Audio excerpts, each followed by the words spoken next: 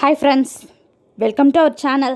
இன்னைக்கு நம்ம சேனல்ல நம்ம cashew புலாவும் அதுக்கு சைடு டிஷ் மஷ்ரூம் பெப்பர் மசாலாவும் எப்படி செய்யறதுன்னு பார்க்கலாம். வாங்க friends, வீடியோக்குள்ள போகலாம்.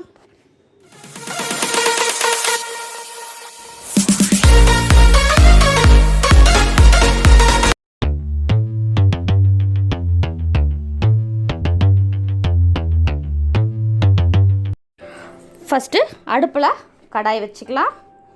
கடாய் நல்லா சூடாகட்டும். கடாய் நல்லா சூடான பிறகு ஒரு 3 ஸ்பூன் ஆயில் சேர்த்துக்கலாம். எண்ணெய் சூடானவுடனே ஒரு 1/4 ஸ்பூன் சோம்பு சேர்த்துக்கலாம். சோம்பு நல்லா பொரியட்டும். ஃபஸ்ட்டு நம்ம மஷ்ரூம் கிரேவி செஞ்சிடலாம். மஷ்ரூம் பெப்பர் மசாலா செஞ்சிடலாம். சோம்பு நல்லா பொரிஞ்ச பிறகு எண்ணெயிலே நம்ம 1 ஸ்பூன் மிளகாத்தூள் போட்டுடலாம். வெறும் மிளகாத்தூள், தனியாத்தூளும் 1/4 ஸ்பூன் போட்டுடலாம். ஏன் நம்ம எண்ணெயிலே போடுறோன்னா அப்போ தான் நமக்கு கலர் ரெட்டிஷாக வரும். நீங்கள் வெங்காயம் தக்காளி போட்டதுக்கு அப்புறமா மிளகாத்தூள் போட்டிங்கன்னா அந்த அளவுக்கு கலர் வராது. மிளகாத்தூள் போட்டதுக்கப்புறம் அதில் பொடியாக நறுக்குன ஒரு வெங்காயம். நான் இது வீடியோ எடுக்கிறதுக்குள்ளே தீஞ்சிடுச்சதுனால அவசரமாக நான் போட்டுட்டேன். நான் சிங்கிள் ஹேண்டாக வீடியோ எடுக்கிறேன், அதனால் அந்த போடுற ஷாட் எடுக்க முடியல. வெங்காயம் நல்லா பொரியட்டும். 1/4 ஸ்பூன் கரம் மசாலா. நம்ம ஃபஸ்ட்டு எண்ணெயில் வெறும் மிளகாத்தூளும் தனியாத்தூளும் 1/4 ஸ்பூன் சேர்த்தோம். இப்போது கரம் மசாலா ஒரு 1/4 ஸ்பூன் சேர்த்து நல்லா கலந்து விட்டுக்கோங்க. இந்த மாதிரி நீங்கள் எண்ணெயில் போடும்போது டக்குன்னு தீஞ்சிடும். அதனால் நீங்கள் எண்ணெயில் போட்டு அடுத்த செகண்ட் நம்ம அடுத்த பொருள் வெங்காயம் அந்த மாதிரி அடுத்த பொருளை போட்டுருணும். இல்லைன்னா அந்த மிளகாத்தூள் தீஞ்ச மாதிரி ஆகிடும், டேஸ்ட்டும் நல்லா இருக்காது. வெங்காயம் நல்லா பொன்னிறமாக வரட்டும். இந்த மாதிரி வெங்காயம் நல்லா பொன்னிறமாக வந்த பிறகு ஒரு 2 பெரிய தக்காளியை நைஸாக பேஸ்ட் அரைச்சிக்கோங்க. அப்போ நமக்கு சீக்கிரமாக குக் ஆகிறதுக்கு ஹெல்ப் ஆகும். நம்ம பொடியாக சாப் பண்ணி போட்டாலும் கொஞ்சம் கிரேவி ஆகிறதுக்கு லேட் ஆகும். இந்த மாதிரி நம்ம அரைச்சி போட்டோன்னா கிரேவியும் நல்லா நிறைய திக்காக கிடைக்கும். நல்லா கொதிக்கட்டும். ஒரு 2 நிமிஷம் மீடியம் ஃப்ளேமில் வச்சுக்கோங்க.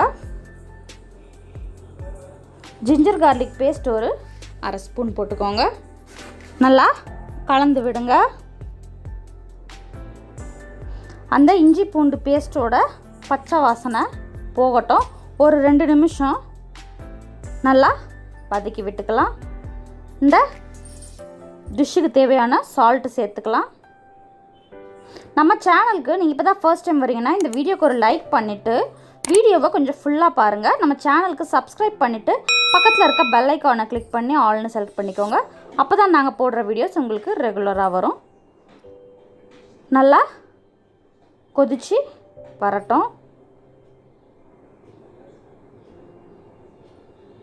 நல்லா எண்ணெய் பிரிஞ்சு தொக்கு நல்லா திக்காக வந்த பிறகு நம்ம இதில் நல்லா வாஷ் பண்ணி மீடியமாக கட் பண்ணி வச்சுருக்கிற மஷ்ரூம் சைஸ் பெப்பர் மசாலாவுக்கு சின்னதாக மீடியமாக கட் பண்ணால் நல்லாயிருக்கும். இந்த மாதிரி மீடியம் சைஸில் கட் பண்ணி சேர்த்துக்கோங்க. நல்லா வதக்கி விடுங்க. மஷ்ரூம்லேருந்தே தண்ணி வரும், அதனால் நான் இது வரைக்கும் தண்ணி சேர்க்கலை. ஃபஸ்ட்டு மஷ்ரூம்லேருந்து எவ்வளோ வருதுன்னு பார்க்கலாம். கொஞ்சம் நல்லா கலந்து விட்டுட்டு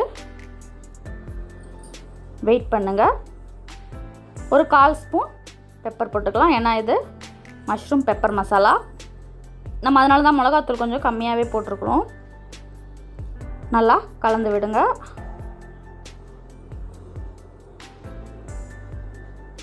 நம்ம கொஞ்ச நேரம் ஒரு 3 நிமிஷம் இதை மூடி போட்டு குக் பண்ணலாம். மூடி போட்டு நம்ம குக் பண்ணுறப்ப எல்லாமே கொஞ்சம் சீக்கிரமாகவும் ரெடி ஆகும், கேஸும் நமக்கு சேவ் ஆகும். ஒரு 3 நிமிஷம் கழித்து பாருங்கள், மஷ்ரூம்லேருந்து எவ்வளோ தண்ணி ரிலீஸ் ஆகிருக்கு. நம்ம தண்ணியே ஊற்றலை. இந்த தண்ணி வற்றி நல்லா செமி கிரேவியாக வரட்டும். இதை இன்னும் கொஞ்சம் நேரம் மூடி வச்சிடலாம். இப்போ நான் புலாவ் செய்கிறதுக்கு ரெடி பண்ணிடலாம். அடுப்பில் குக்கர் வச்சுக்கோங்க. குக்கர் நல்லா சூடான பிறகு ஒரு 2 ஸ்பூன் ஆயில் சேர்த்துக்கோங்க. 2 ஸ்பூன் ஆயிலுக்கு 2 ஸ்பூன் கீ சேர்த்துக்கோங்க. ஃபுல் அண்ட் ஃபுல் கீயில் செய்கிறதுனாலும் ஓகே, இருந்தாலும் நம்ம ஈக்குவலாக கலந்துக்கிட்டால் இன்னும் கொஞ்சம் நமக்கு ஹெவி ஆகாமல் இருக்கும். இப்போ எண்ணெய் சூடானவுடனே அதில் ஒரு பிரிஞ்சி இலை, பட்டை, கிராம்பு, ஏலக்காய், நட்சத்திர சோம்பு, கல்பாசி எல்லாமே கொஞ்சம் கொஞ்சம் சேர்த்துக்கலாம். நம்ம வந்து அரிசி வந்து முன்னாடியே ஊற வச்சிடணும். நான் 2 டம்ளர் அரிசி ஊற வச்சுக்கிறேன். இதில் கொஞ்சம் சோம்பு ஒரு 1/4 ஸ்பூன் போடுங்க. ஜீரகம் ஒரு 1/4 ஸ்பூன். எப்பவுமே புலாவ் செய்யும்போது ஜீரகமும் கொஞ்சம் சேர்த்துக்கிட்டா நல்லாயிருக்கும். சோம்பும் ஜீரகமும் நல்லா பொரியட்டும். 2 பச்சை மிளகாய் சேர்த்துக்கலாம். நம்ம இதில் வேறு மிளகாத்தூள் சேர்க்க போகிறதில்ல, அதனால் உங்களுக்கு எவ்வளோ காரம் வேணுமோ அதை பச்சை மிளகாவேவாக தான் சேர்க்க போகிறோம். நான் 2 டம்ளர் அரிசிக்கு 2 பச்சை மிளகாய் போட்டிருக்கிறேன். ஒரு பெரிய வெங்காயத்தை நீல வாக்கில் நறுக்கிக்கோங்க. நீல வாக்கில் நறுக்கி அதை நல்லா பிரித்து குக்கரில் சேர்த்துக்கோங்க. வெங்காயம் நல்லா வதங்கட்டும்.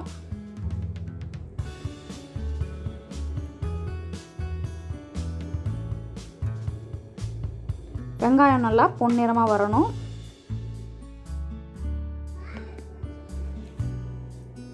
வெங்காயம் கொஞ்சம் வதங்கின பிறகு நம்ம முந்திரி சேர்த்துக்கலாம். இது கேஷ்யூ புலாவ், நான் கொஞ்சம் சேர்த்துருக்குறேன்.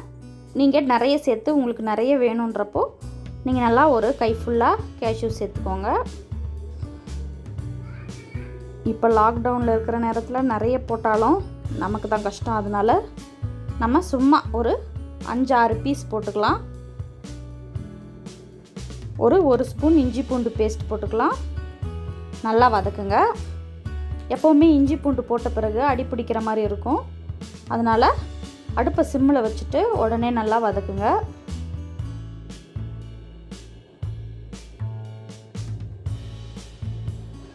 புலாவில் தக்காளி சேர்க்கக்கூடாது, இருந்தாலும் நம்ம சும்மா சின்னதாக ஒரு அரை தக்காளியை பேஸ்ட்டாக அரைச்சி சேர்த்துக்கலாம். அப்போ இன்னும் கொஞ்சம் டேஸ்ட்டு நல்லாயிருக்கும். நிறைய பேர் புலாவில் தக்காளி சேர்க்க மாட்டாங்க. ஆனால் நம்ம ஜஸ்ட்டு கொஞ்சமாக ஒரு அரை தக்காளியோ இல்லை கொஞ்சம் ஒரு 2-3 ஸ்பூன் கிரேவியோ நம்ம சேர்த்தோன்னா நல்லாயிருக்கும். நல்லா 2 நிமிஷம் வதங்கின பிறகு இதில் நம்ம 1 ஸ்பூன் தயிர் சேர்த்துக்கலாம். நான் கொஞ்சம் கம்மியாக தான் சேர்த்துக்கிறேன், நீங்கள் 1 ஸ்பூன் ஃபுல்லாக சேர்த்துக்கோங்க. நல்லா கலந்து விடுங்க.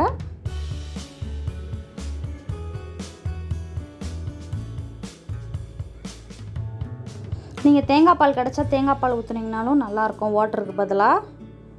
அப்படியே அது தேங்காய் பால் புலாவாக ஆகிடும். இப்போ நம்ம தண்ணி சேர்த்துக்கலாம். 1 கப்புக்கு 1.5 கப்பு தண்ணி அளவில் நம்ம எந்த கப்பில் அளந்தோமோ அந்த கப்பில் அளந்து ஊற்றிக்கோங்க.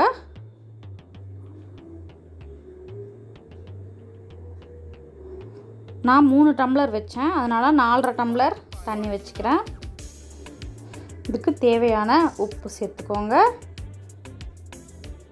உப்பு சேர்த்து கலந்து டெஸ்ட் பண்ணிக்கோங்க உப்பு எப்படி இருக்குன்ட்டு. தண்ணி நல்லா கொதித்த பிறகு அரிசி போடுங்க. தண்ணி இப்போ நல்லா கொதிக்குது. நம்ம ஏற்கனவே ஒரு 1 ஹவர் ஊற வச்சுருக்குற அரிசியை இதில் சேர்க்கலாம். பிரியாணி அரிசி 1 மணி நேரம் முன்னாடியே நம்ம ஊற வச்சுருக்குறோம். நம்ம ஊற வச்சு செய்யும்போது குக் ஆகிறதுக்கு கொஞ்சம் ஈஸியாக இருக்கும். நம்ம உடனே அலசி உடனே போடுறப்ப கொஞ்சம் வெறையாக இருக்கிற மாதிரி இருக்கும், சாஃப்டாக பூ மாதிரி வராது. அதனால் ஒரு 1 ஹவர் ஊற வச்சுக்கோங்க. க்ளோஸ் பண்ணுறதுக்கு முன்னாடி உப்பு டெஸ்ட் பண்ணிக்கோங்க. உப்பு ஒரு பிஞ்ச் கூட இருக்கணும். கொத்தமல்லி கொஞ்சம், புதினா இருந்தால் புதினாவும் ஒரு கை சேர்த்துக்கோங்க. இந்த லாக்டவுனில் எனக்கு புதினாவே இன்றைக்கி கிடைக்கல. க்ளோஸ் பண்ணி விசில் போட்டு ஒரு 3 விசில் வரணும். 3 விசில் வந்தோடனே பார்க்கலாம். இந்த பக்கம் நம்ம மஷ்ரூம் பெப்பர் மசாலா தயாராகிடுச்சு. பாருங்கள், நல்லா எண்ணெய் பிரிஞ்சு தண்ணிலாம் சுண்டி எப்படி செமையாக வந்திருக்கு பாருங்கள். அவ்வளோதான், மஷ்ரூம் பெப்பர் மசாலா தயார். இது நீங்கள் அப்படியேவும் சாப்பிட்லாம், இந்த மாதிரி ரைஸ்க்கு சைட் டிஷ்ஷாகவும் வச்சு சாப்பிட்லாம். செம்ம டேஸ்ட்டாக சப்பாத்தி தோசை எல்லாத்துக்கும் நல்லாயிருக்கும். இதில் கொஞ்சம் கொத்தமல்லி தழை தூவிக்கலாம். தோசை சப்பாத்தி எல்லாத்துக்குமே, பரோட்டா எல்லாத்துக்குமே நல்லாயிருக்கும் இந்த mushroom gravy. Mushroom pepper masala. Pepper தான் நமக்கு முக்கியம். இந்த கொரோனா டைமில் நம்ம முடிஞ்ச வரைக்கும் சாப்பாட்டில் பெப்பர் சேர்த்துக்கிறதுக்கு பார்த்துக்கோங்க. இதை சுட சுட சர்வ் பண்ணிங்கன்னா நல்லா செமையாக இருக்கும்.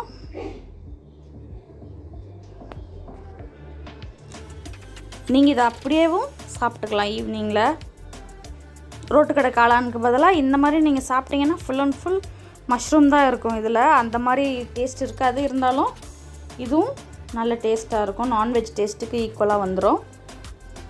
3 விசில் விட்டு ப்ரெஷர் ரிலீஸ் ஆன உடனே திறந்து பார்க்கலாம். பாருங்கள், நல்லா சூப்பராக வெந்திருக்கு. நல்லா உதிரி உதிரியாகவும் வந்திருக்கு, வேகாமலும் இல்லை, நல்லா வெந்திருக்கு ஃபுல் அண்ட் ஃபுல். ஒரு தடவை கலரி விட்டுக்கோங்க. இப்போ பாருங்கள், கேஷ்யூலாம் இருக்குது.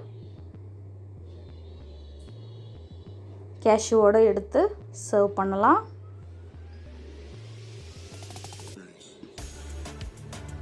செம்ம டேஸ்டியான cashew pulao with mushroom pepper masala.